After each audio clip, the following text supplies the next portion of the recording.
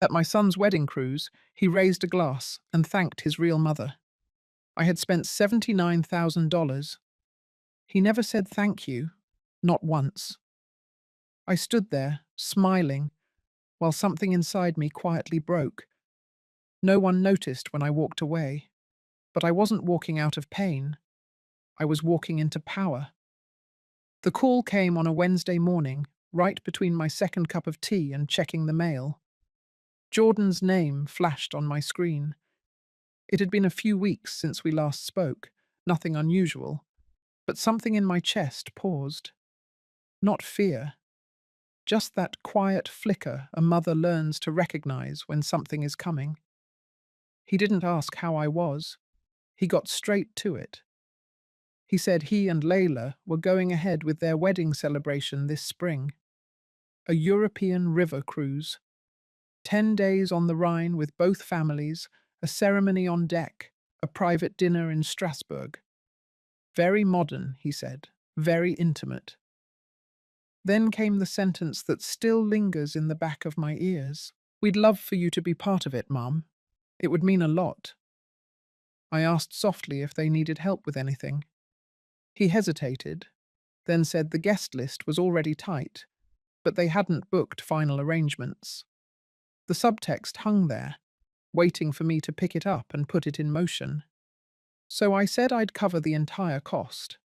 Flights, crews, meals, flowers, photographers.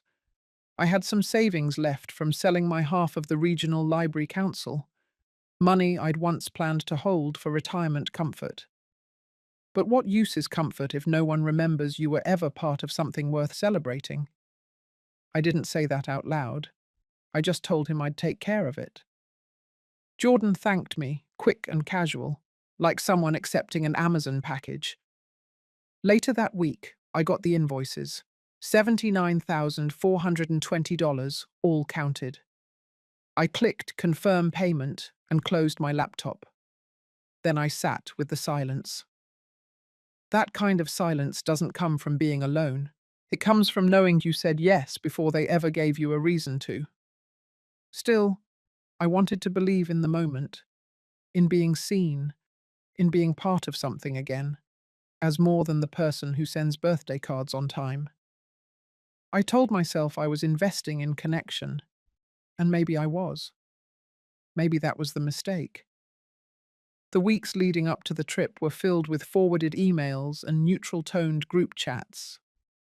Sonia, my ex-husband's second wife, had been added to the itinerary early on.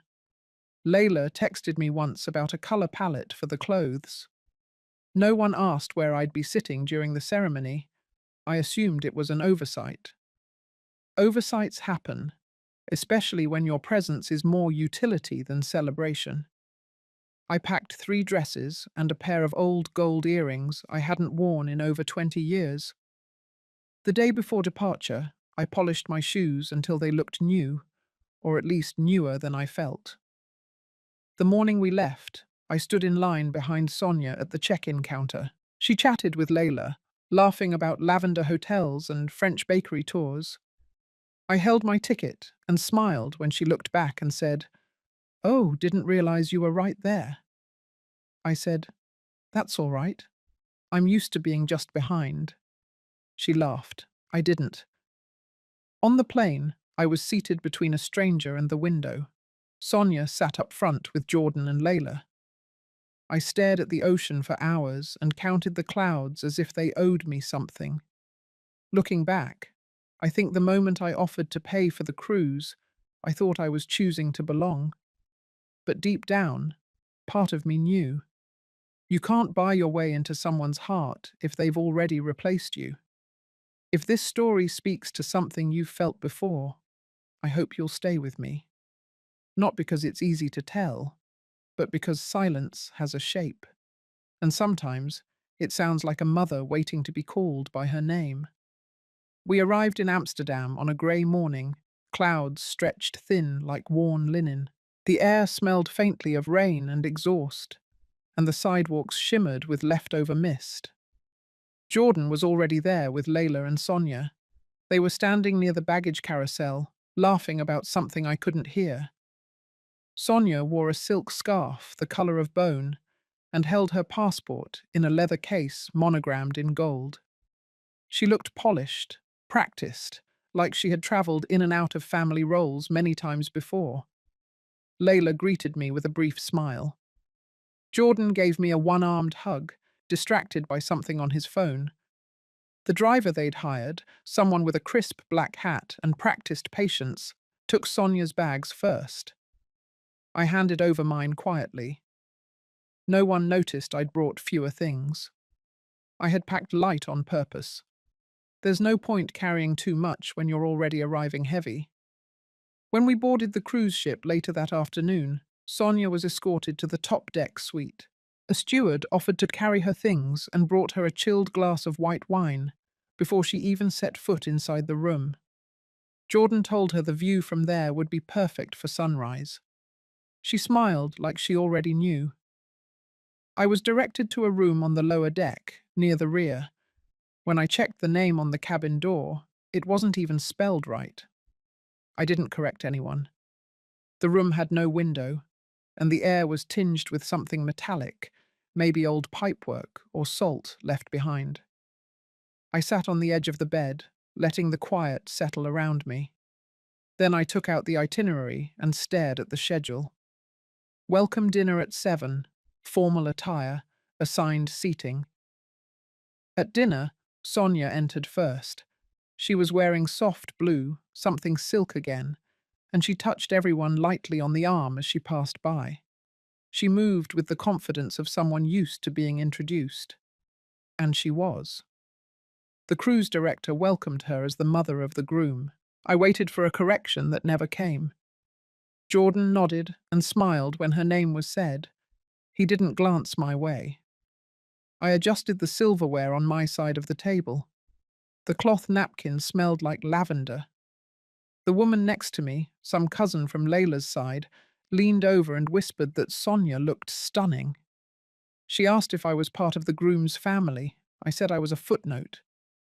During the meal, Sonia spoke about her travel experiences.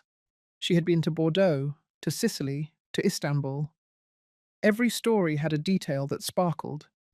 She knew the names of wines and the right way to pronounce small coastal towns. People leaned in. Jordan laughed easily. Layla nodded along. I watched from my corner and folded my hands in my lap. At dessert, Sonia told a story about a bakery she found in Lucerne, how she'd brought Jordan there once during a rough winter. He smiled and confirmed it, looking right at her.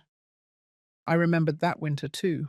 It was the year Jordan called me in tears over his job loss, and I sent him rent and groceries. He had never mentioned a trip. I finished my tea. It had gone cold. After dinner, I stepped out onto the deck. The wind had picked up, brushing the hem of my dress against my ankles. Below us, the river moved slow and steady, like time choosing not to rush. I didn't cry. I didn't curse. I just stood there for a long while, wondering when I had become a witness in a celebration I had paid to host. By the time I returned to my cabin, someone had placed a small gift bag on the bed. Inside was a welcome note printed on thick cardstock.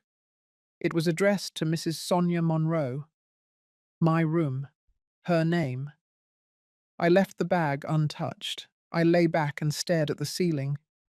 There was no sound but the dull thrum of the engine and the faint creak of wood shifting around me. I wasn't angry.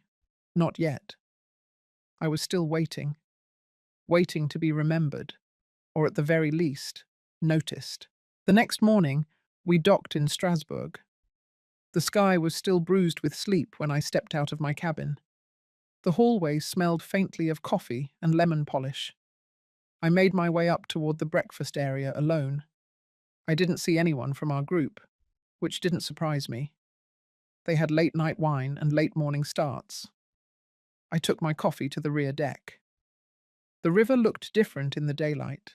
It moved with grace, cutting slowly through the city that still wore its medieval bones. For a moment, I let the quiet settle into my body. No talking, no glances, no pretending, just steam rising off my cup and the sound of water pressing against the boat. Eventually, I heard footsteps and voices behind me. Sonia's laugh came first, followed by the softer tone of Layla. Jordan trailed behind, talking to one of the guides. They were headed out for the day's excursion. Sonia wore a linen jacket and wide-brimmed hat. Her hand rested lightly on Jordan's arm. A few minutes later, the tour guide approached the group, clipboard in hand, reading names aloud. I waited to hear mine. The guide hesitated, looked back down at the list, and then looked up at Sonia. Mother of the groom, right? Sonia nodded. Jordan didn't correct him. Not a pause, not a flicker of hesitation, just silence. I felt something shift, quiet and sharp, beneath my ribs. I said nothing, just stood there and watched as the rest of the group followed the guide into the narrow streets of Strasbourg. I joined at the back of the line, keeping my distance. We stopped by the cathedral, a towering lace of stone and shadow. The guide explained its history, pointing out the astronomical clock, the flying buttresses. Sonia took photos with Layla near the fountains. Jordan stood beside them. I waited near the edge of the group. An older couple from the bride's side asked Sonia how long she'd been Jordan's mother. She smiled warmly and said, almost too gently, that she had raised him since he was a teenager. Then she added, "Some bonds go deeper than blood." That was when I knew. This wasn't an accident. It wasn't thoughtlessness or last-minute confusion. It was a replacement, not in name, not on paper, but in presence, in perception, in every shared glance and every unspoken nod. Sonia had been allowed to stand in my place, and Jordan had let her. After the tour, we returned to the boat for lunch. I didn't sit with them. I chose a small table in the corner, facing the water. The server, a young woman with tired eyes and a kind voice, brought me bread and soup. I thanked her quietly. Sonia passed by on her way to the upper deck lounge. She paused at my table and said I should try the duck confit later in the week. It was her favorite. I nodded, smiled faintly. She didn't notice the way I clutched my napkin. That afternoon we had free time before the next leg of the cruise. I decided to wander into the city alone. Strasbourg felt old in a way that comforted me. Streets curved without logic. Windows opened to flower boxes. Locals moved slowly, deliberately.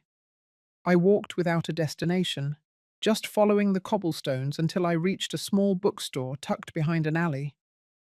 Inside it smelled of wood and paper and time. I bought a used journal, nothing fancy, just soft cream pages and a blue fabric spine.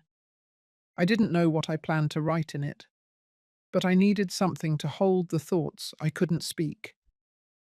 When I returned to the boat, the evening light had turned the river gold. I sat on my bed and opened the journal to the first page.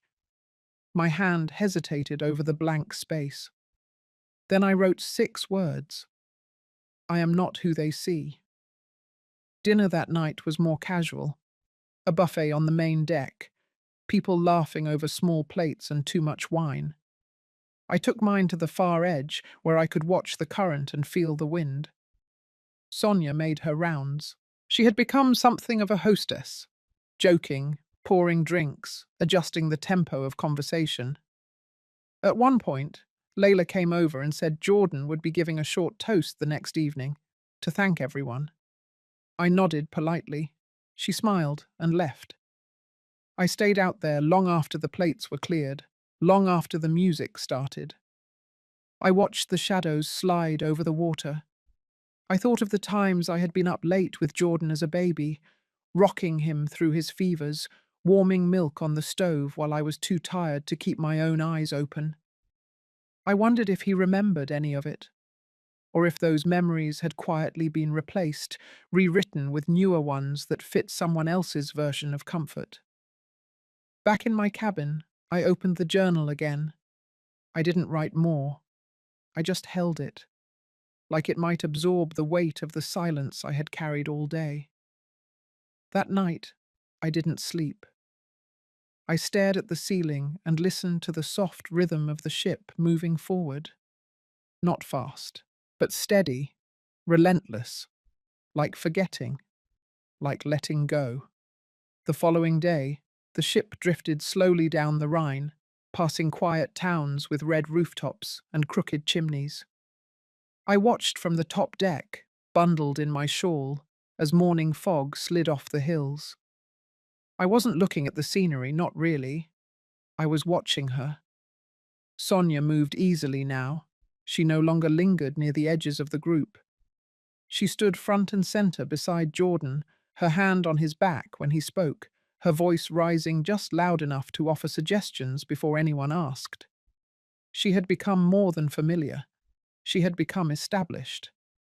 After breakfast, a wine tasting had been arranged in a small cellar near Rudesheim.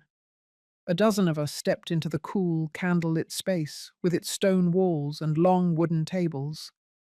Sonia sat at the head, beside the sommelier. She waved the rest of us toward the benches with a hostess's grace. Jordan sat next to her, chatting about notes of cherry and oak as if he had grown up swirling glasses at Sunday dinner. I remembered the boy who once coughed through his first sip of ginger ale and insisted it tasted like soap. But no one here knew that version of him. That version didn't belong to the narrative Sonia had spent years crafting.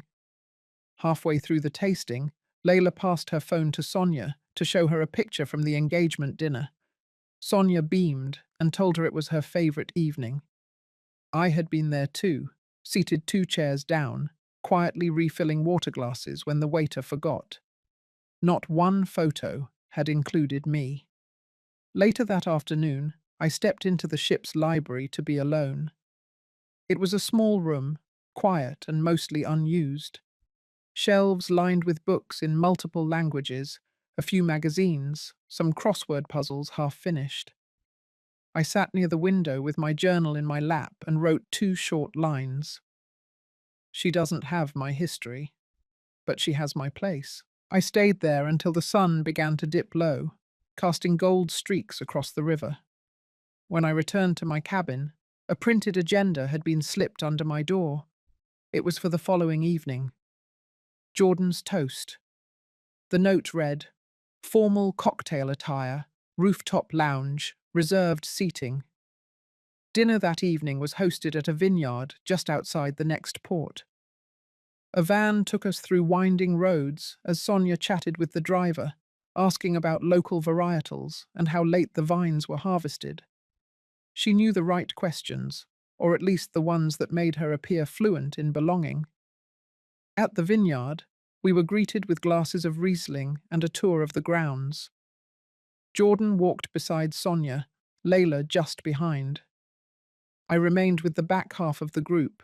No one seemed to notice. During the tour, the guide stopped near the oldest vines and asked Jordan to introduce his family to the group. He turned slightly, gestured toward Sonia, and said, "She knows more about wine than I ever will. My mother taught me that patience and care make things grow stronger."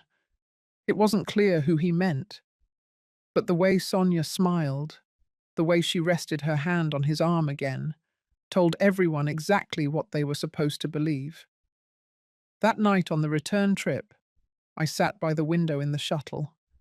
I looked at Jordan's reflection in the glass. He was laughing at something Layla whispered. Sonia leaned toward the driver, correcting the pronunciation of the next town. It struck me then that there was no accident in her timing. She had entered Jordan's life just when he was forming his adult identity, rebuilding after years of instability. She hadn't filled a gap. She had rewritten the page. Back in my room, I opened my journal. This time I wrote more. She replaced the stories with smoother ones, the kind people prefer to hear, ones without the mess. It was not jealousy. I had no desire to compete. But I saw, with sharpness I hadn't wanted before, that my erasure wasn't passive. It had been allowed, piece by piece, smile by smile. The next morning, the staff were setting up the rooftop lounge for Jordan's toast. Tables were dressed in white linen. Candles were arranged along the glass banisters. A pianist rehearsed in the corner. I stayed out of sight, watching from the deck above. Sonia came out first, carrying a box of decorations. Layla followed, giving quiet instructions to the crew. Jordan showed up later, holding cue cards and laughing about forgetting his lines. They rehearsed quietly, Sonia nodding at his delivery, Layla smoothing her dress in the mirror. At one point, Sonia placed a small frame on the center table. It held a photo. I couldn't see it clearly, but I knew the shape of that image. It wasn't mine. After they left, I walked down and stood near the setup. The candles had not yet been lit. The music had gone still. I looked at the photo on the table. It was Jordan and Sonia, taken years ago at what looked like a holiday gathering. He was smiling. She had her arm around him. There was no room left on that table. No extra frame. No nod to anything before her. I didn't touch it. I didn't move anything. I just stood there, long enough to feel the cold through the soles of my shoes, and then returned to my room without saying a word. That night, I knew the toast would be the final piece, the confirmation, and I knew I wouldn't interrupt it. I wasn't there to be seen anymore. I was there to listen, one last time, before I decided what came next. The evening of the toast arrived cloaked in calm. The river outside glowed with the last of the sun's reflection, glassy and slow. A breeze carried the scent of pine and distant smoke. On the rooftop lounge, the space had been transformed. Candles flickered inside hurricane glasses. Champagne flutes sat waiting, lined like polished soldiers. I dressed quietly in my room. The navy dress I chose was one I hadn't worn in years. It had been too formal for most things, too plain for others. But tonight, it fit the silence I carried. I pulled my hair back, added a single silver pin, and slipped my notebook into my small clutch. I wasn't sure why. Maybe I just needed to carry something that was mine. When I stepped onto the rooftop, the laughter was already building. People clinked glasses, complimented outfits, admired the view. Sonia stood near the main table, relaxed and poised. She wore a charcoal grey gown with soft beading along the sleeves. It shimmered when she moved. Layla adjusted the place cards and kissed her lightly on the cheek.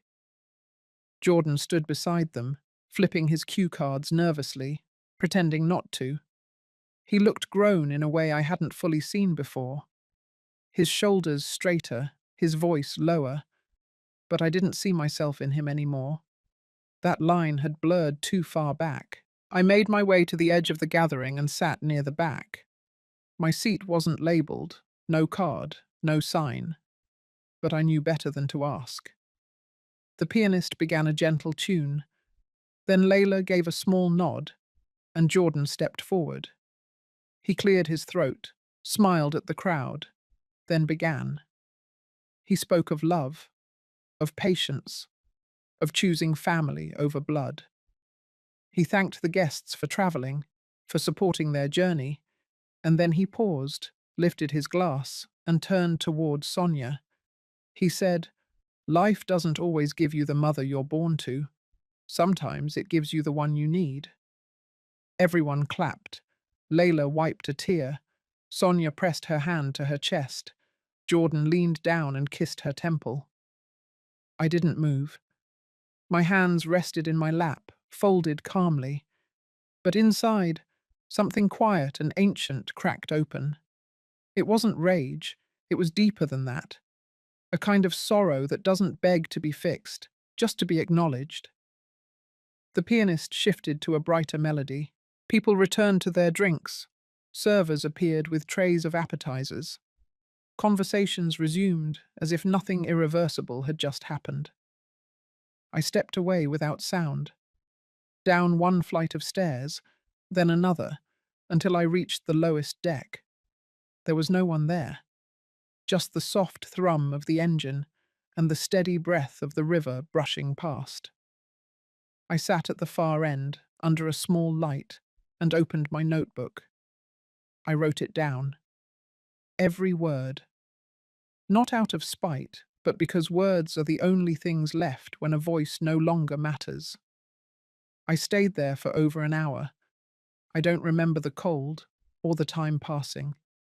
I just remember the stillness, the quiet of realizing you've been rewritten while still standing in the story. Eventually, I returned to my room. On the bed sat a small gift box tied in cream ribbon. The tag read, "Thank you for everything, Sonia and Jordan." I didn't open it. I placed it inside the closet and shut the door. I didn't need to see what version of gratitude it contained. The next morning, we docked in Heidelberg. Most of the group went on a castle tour. I stayed behind.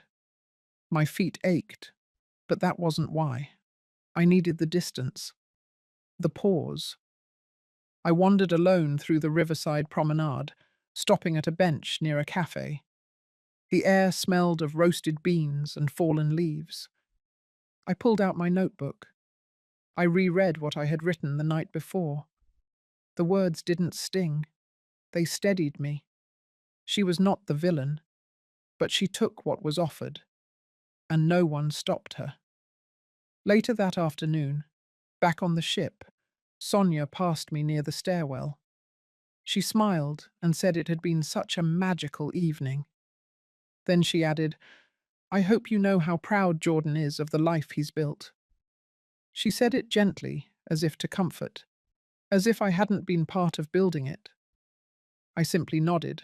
I didn't tell her about the mortgage I helped him pay for, the loans I took to support his degree, the late-night phone calls when he almost dropped out. None of that mattered now. Not to her, not to them. It only mattered that I knew. That night, I didn't attend the group dinner. I ate a sandwich in my cabin, cut diagonally like I used to do for Jordan when he was 5. I sat cross-legged on the bed, watching the water roll by through the porthole. I thought of all the things I could say. To Jordan, to Layla, even to Sonia. But silence, I've learned, is not the absence of speech. It's the reclaiming of space. And I had decided to make space for myself. Finally, quietly, without asking permission. The river moved onward, slow and wide, just like me.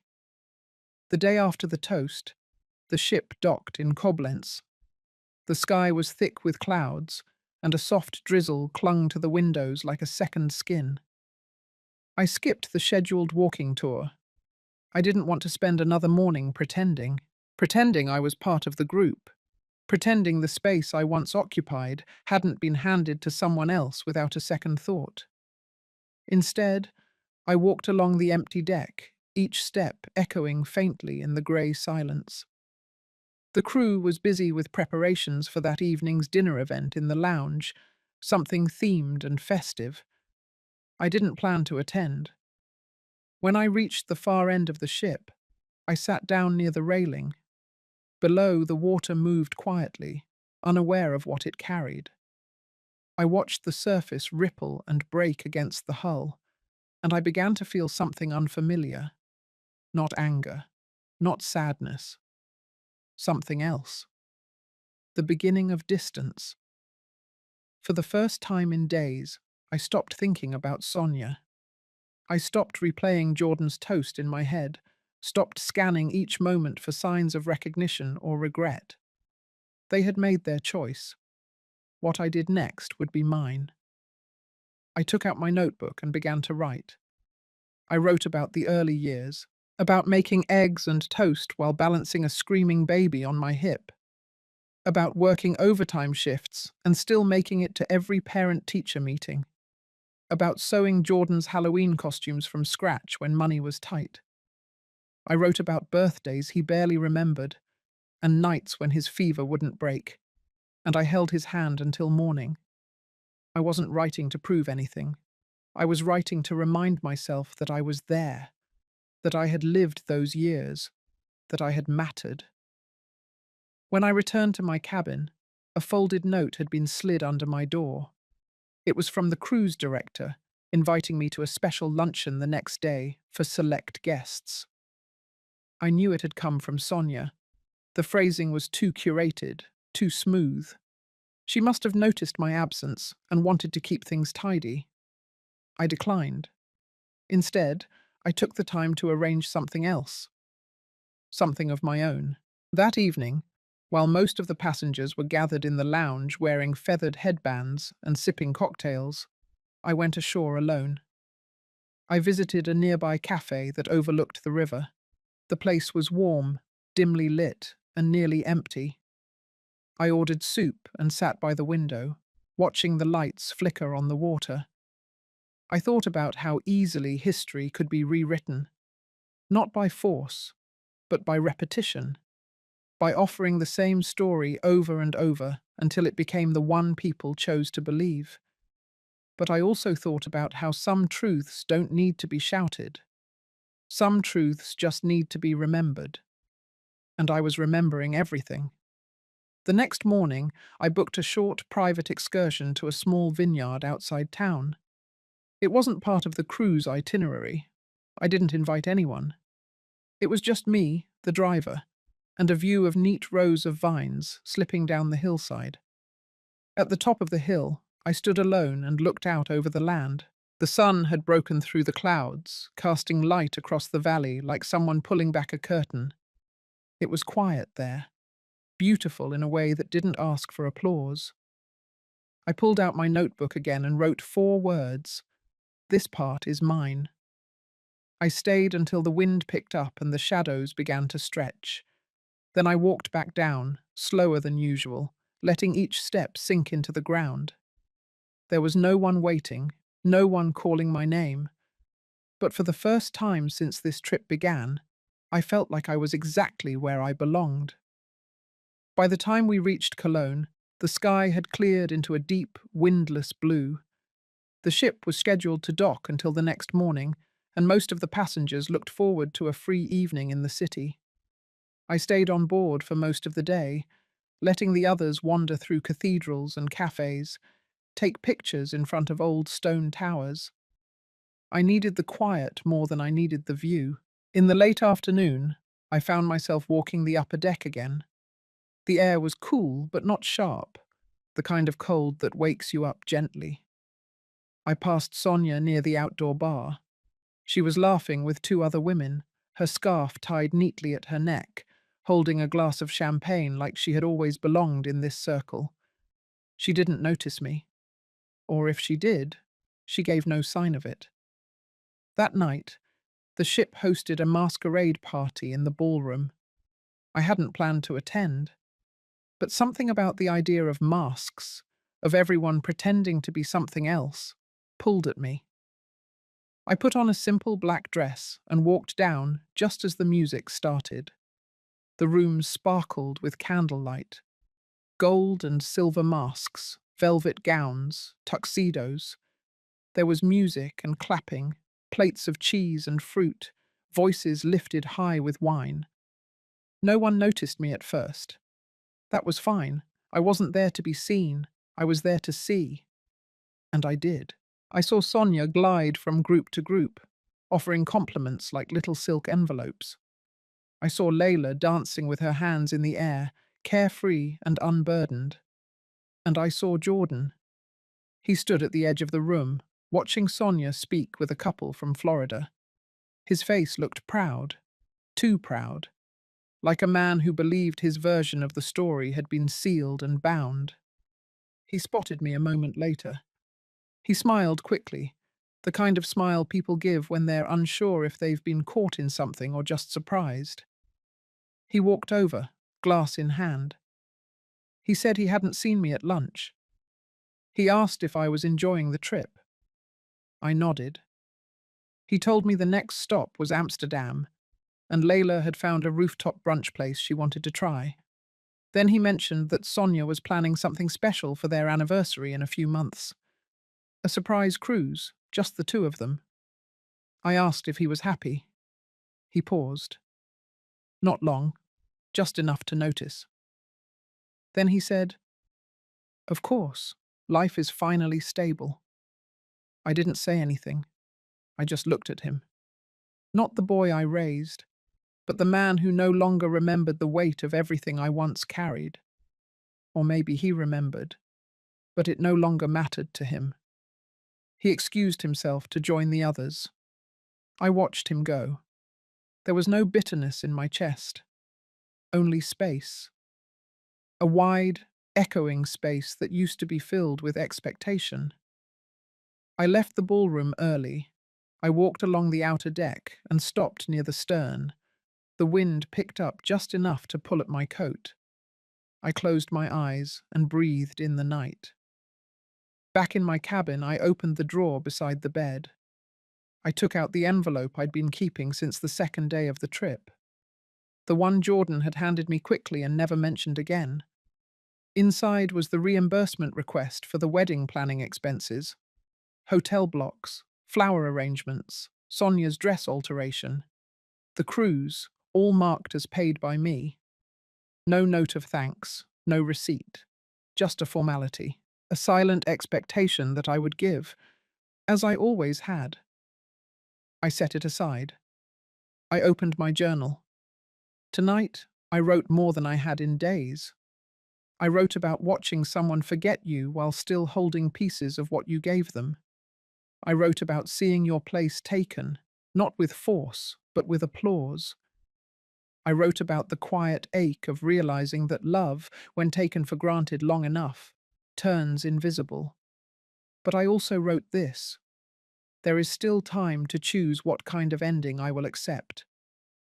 I closed the journal and stared at the ceiling, not with pain, but with clarity.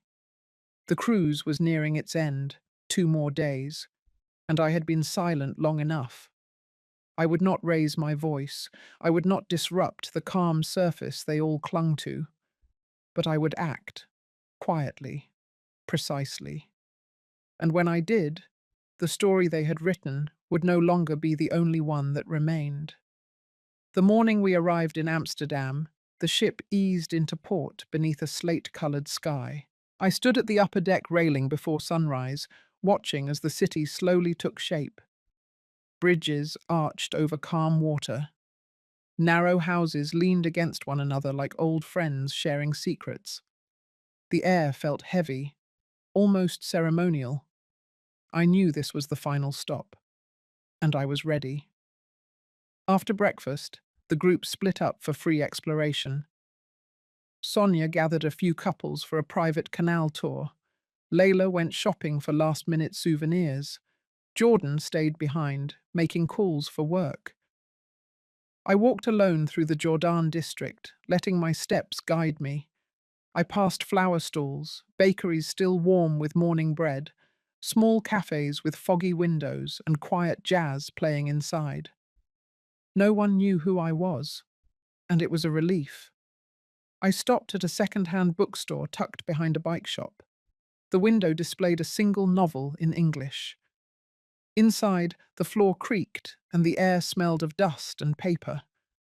I bought a used copy of a travel memoir and tucked it into my coat pocket. Something about holding a story someone else had already carried comforted me. Later that afternoon, I returned to the ship and prepared for the farewell dinner. It was to be held at a rooftop restaurant overlooking the city, hosted by Sonia and Jordan. The invitation, slipped into everyone's cabin the night before, described it as an evening of gratitude. I knew what that meant. One last performance. I dressed simply. Dark grey slacks, a clean blouse, the same shawl I had worn on the first day of the trip. I didn't wear makeup. I didn't need a mask. When I arrived, the room was already buzzing. The sun was setting behind the city, and warm light poured through tall windows. Candles lined every table. Sonia stood near the entrance, greeting guests as if she were royalty. She smiled when she saw me and placed a hand on my arm. She told me it meant the world that I had come. I gave a small nod. I didn't thank her. Dinner moved quickly. Courses arrived with practiced grace. Wine flowed. Toasts were made. Layla offered a speech thanking everyone for making the journey so meaningful. Jordan stood after dessert and raised his glass. He spoke of growth, of family found, not just born. He thanked Sonia again for her unwavering support and her belief in him. His voice wavered when he said she had been his anchor in uncertain waters. Then he looked at me. He said, "And to my biological mother, thank you for giving me life and for joining us on this journey." I smiled gently, then lowered my eyes. That moment, that tiny sliver of acknowledgement, wasn't for me. It was for the room, for balance, for optics, and I knew it. After the final toast, while everyone laughed and clapped and moved toward dessert carts and dancing, I stepped outside onto the balcony. The wind had picked up, and the lights of the city shimmered on the canals below. I took out the envelope I had brought with me.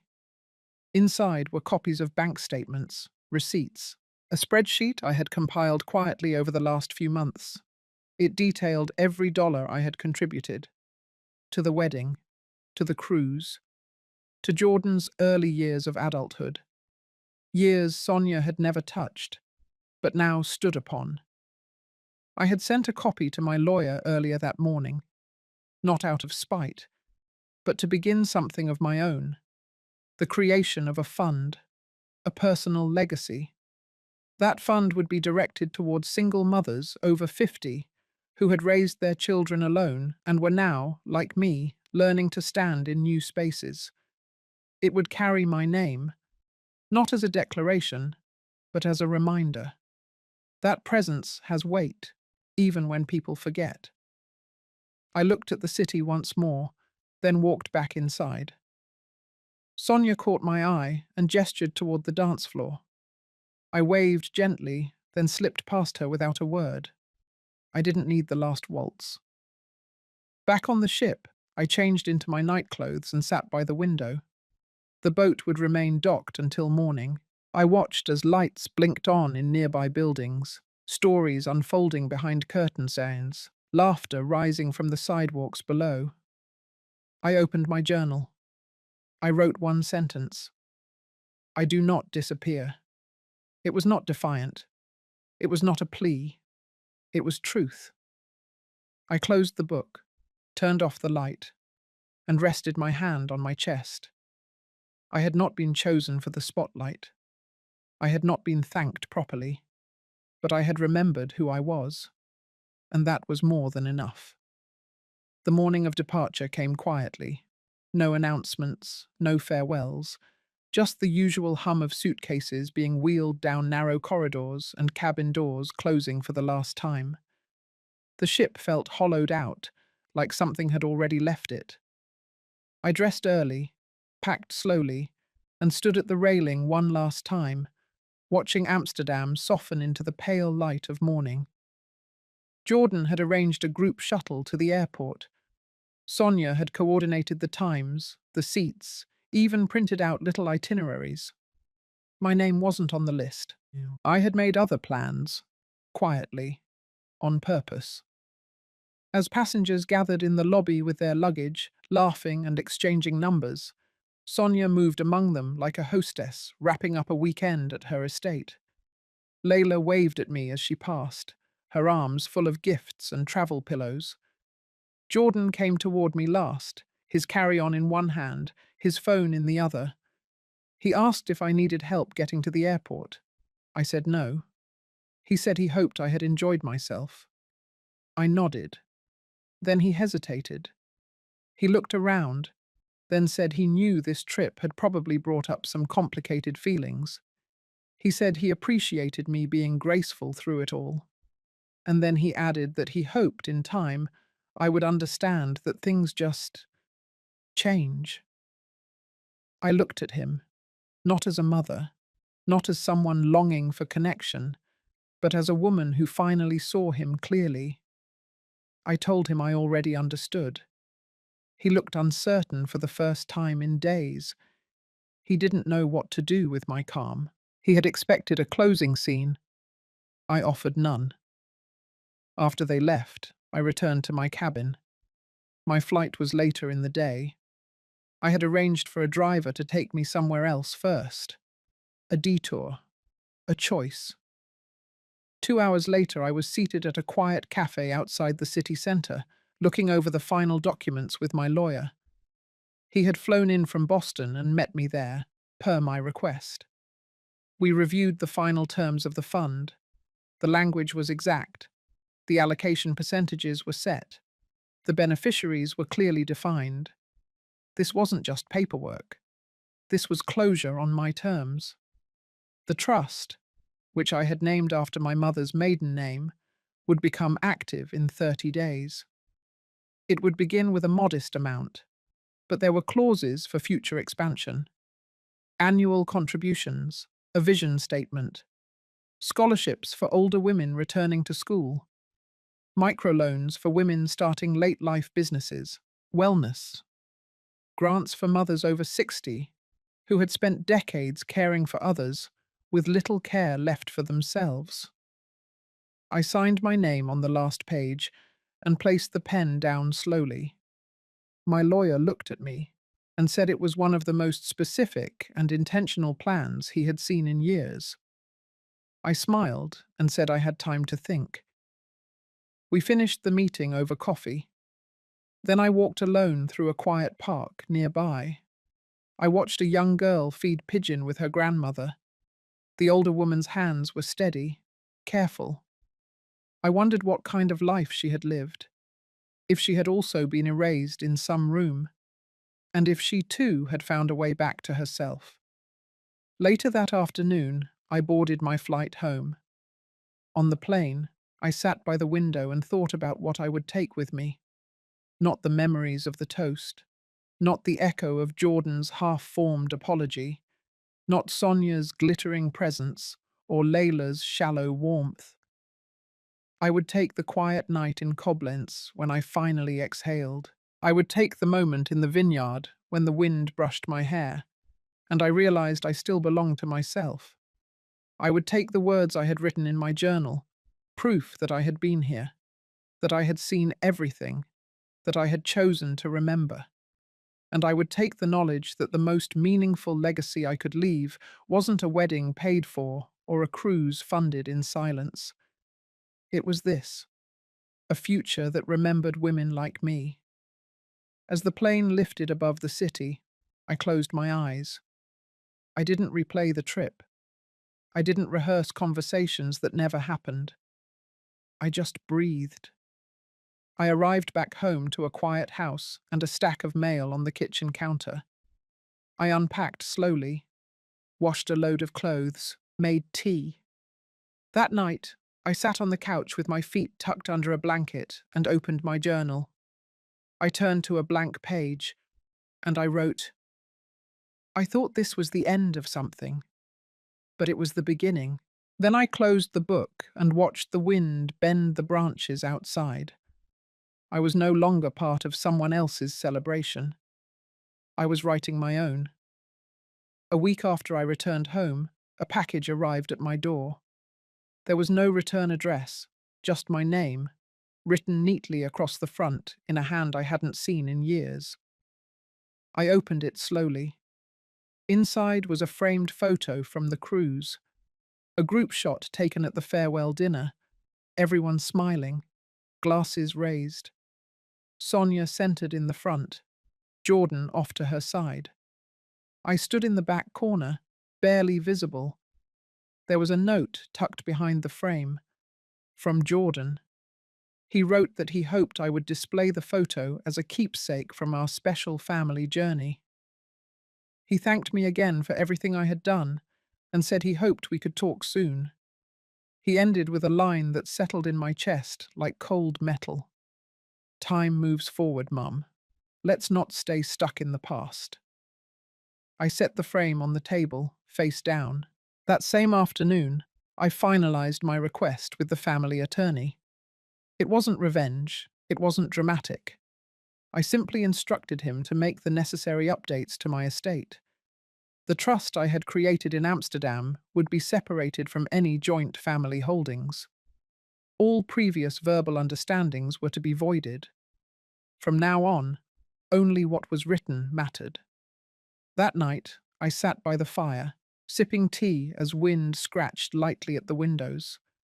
I thought about the years I had spent pouring myself into the lives of others, always believing that love would be enough to earn place, gratitude, remembrance. I had offered more than just money. I had offered presence. I had offered every version of myself I could stretch into. And still, I had watched someone else step into the space I had carved. I had watched my name drift further out of the story. But now, I had rewritten the ending. The next day, I walked through the neighborhood farmers market. The same vendors smiled at me. A woman at the flower stall offered me a discount on the last of her tulips.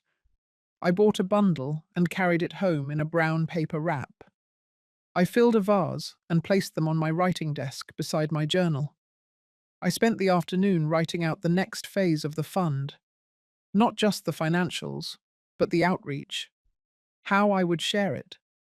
Who I would partner with. I reached out to a women's advocacy group I had followed quietly for years. I scheduled a call with their director. I sent the proposal, the numbers, the mission statement. They responded that same evening. They wanted to help. In less than 3 days, my story, the one I had written in fragments and margins, began to take on a shape far larger than my personal grief. It became a beacon, a vessel for women like me, women who had lived invisible years and were now stepping forward with open eyes and unshaken dignity. By the following week, I was invited to speak at a local event, a small gathering, nothing grand. But when I stood at the podium, I didn't read from a speech. I told the truth. I spoke about what it meant to raise someone and still be left behind. I spoke about the moment I realized the only person who owed me acknowledgement was me. And I spoke about the way one quiet decision, made on a rainy morning in Amsterdam, had rippled into something no toast, no cruise, no photograph could ever replace. When I finished, the room was silent, not from discomfort, but from understanding. That kind of stillness only happens when someone else's pain finds its echo in your own. Afterward, a woman about my age approached me. She placed her hand gently on my forearm. She didn't say much, just this. Thank you for reminding me I'm not done yet. That night, I wrote again. A new chapter, not of the past, but of the future. I began to imagine the letters I might one day receive from women who had been lifted by the very thing built from my loss. And I smiled. Jordan didn't call again. Sonia never reached out. Layla sent a holiday card, pre-printed and unsigned. But none of that mattered, because something had shifted. The center of the story was no longer theirs. It was mine. By late January, the snow had melted into thin streams that curled along the curb, and the days stretched just enough to make evening walks possible again. I had started a new routine. After dinner, I'd pull on my old boots and walk the quiet loop around my block, past the neighbors' porches, past the park bench where I used to sit with Jordan when he was small. The air was sharp but clean, and I liked the way it reminded me I was still here, still breathing, still choosing. One afternoon, I received a letter, not a typed envelope or anything formal, just my name, written in black ink, soft and slanted. Inside was a simple card. The message was short. I heard about the fund. I wish I had seen things differently. I hope you're well. There was no signature, but I recognized the handwriting. I didn't cry. I didn't rush to respond. I set it on the windowsill beside the tulips, which had started to dry at the edges, the petals curling inward like secrets, folding themselves shut. 2 days later, I got a call from the local library. They wanted to host a gathering for women over 60, a discussion on late life purpose and financial independence. Someone had shared my story. Would I speak? I said yes. At the event, the room was smaller than I expected, but full. A quiet hum filled the space, women shifting in their chairs, coats draped over armrests, notebooks balanced on their knees. I stood near the front and began with something simple. I told them I had been forgotten by people I raised, by people I fed, by people I stood behind while they took the credit and the spotlight and the applause. But I also told them that the moment I stopped waiting to be invited back in was the moment I began to build something entirely my own. Afterward, 3 women waited to speak with me. One had tears in her eyes. Another asked if she could volunteer for the fund. The third just nodded slowly and placed her hand over her heart. We didn't need words. That night, I walked home the long way. The streetlights flickered gently as I passed.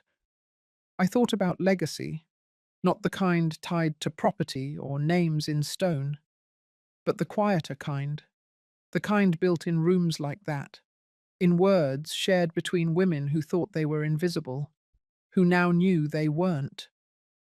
Later that week, I took down the group photo from the cruise. I had left it in the drawer for weeks, still in the frame, still face down. I looked at it again. Sonia with her perfect dress, Jordan beside her, hand on her back, everyone smiling. I studied my own face in the corner, the faintest suggestion of a smile. But now, I saw more. I saw a woman holding back not because she was timid, but because she was measuring, calculating, choosing.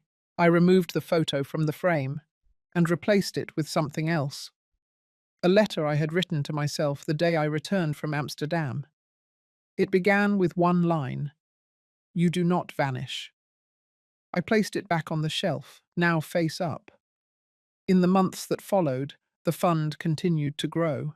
Donations came in, partnerships were formed. I met with women who had ideas, who had plans, who had simply been waiting for someone to say yes. I didn't tell them about Jordan. I didn't mention Sonia or the cruise or the silence that followed, because that wasn't the point anymore. The story had shifted, not in one loud moment, but in a series of quiet ones. A woman on a bench sharing her dream to open a mobile salon for homebound elders. A retired teacher creating a free tutoring circle in her apartment building. A grandmother starting her own bookkeeping service with money from the first grant we issued. Each of them reminded me of who I had been. Each of them showed me who I was becoming. And in all of it, there was peace. Not the kind that comes from forgiveness or from being understood, but the kind that comes from choosing to be whole, even when the world offers you pieces. That was the peace I carried now. Spring arrived slowly, like someone testing the water before stepping in. I noticed it first in the way the trees shifted color, not bright green yet, but no longer bare. Then in the early sun that spilled across my kitchen counter before I had time to make coffee. I began keeping the windows cracked during the day, just enough to let the air move through, carrying with it something light and unspoken. I had stopped marking days with appointments. Life didn't orbit around birthdays or holidays anymore. It followed its own quiet rhythm, and I followed mine. The fund continued to thrive. We had just completed our 4th round of disbursements. The applications poured in, women from every corner of the country, some with long stories of silence, others with only a sentence or two. But each one held a tone I knew too well. A woman who had carried everything and been seen for nothing. Until now. I met with a young reporter that week. She wanted to profile the fund for a local segment on community change. She asked me why I started it. I paused before answering, not because I didn't know, but because I didn't want to give her the wrong part of the story. I told her it began in a room where I was invisible. It grew because I stayed quiet too long, and it flourished when I remembered I still had a name. That night, I cooked for myself. A proper meal, something with flavour and care. I poured a glass of wine, played a record, and ate slowly. I used the good plates, not because anyone was coming, but because I had decided I was worth showing up for. Later, I sat on the porch with a blanket around my shoulders and watched the neighborhood soften into dusk. Jordan never called. Sonia never wrote. Their silence was no longer a weight. It was simply space. And I had filled that space with something better. I had filled it with truth, with choice, with peace that didn't require permission. A few days later, I received another letter. This one from a woman in Wisconsin who had used her grant to start a weekend respite group for grandmothers raising grandchildren. She wrote about the first session they held in a church basement, about the way the women cried when someone finally asked how they were doing. She thanked me for the chance to be useful again. I folded the letter and tucked it into my journal. The wind outside was warm, brushing softly against the windows. I was not a guest in my own life anymore. I had stepped back into the center, not to be celebrated, but to be steady, to be known by myself. And that was the ending I hadn't even known I wanted. If you've ever felt invisible, like the people you loved most simply forgot your name, I hope this story brought you something. Maybe strength, maybe peace, maybe the quiet push you needed to reclaim what was always yours. If this spoke to you, or if you've lived through something similar, I'd love to hear from you. Your story matters, and it deserves to be remembered. Thank you for listening, and for allowing this space to hold what so many have carried in silence.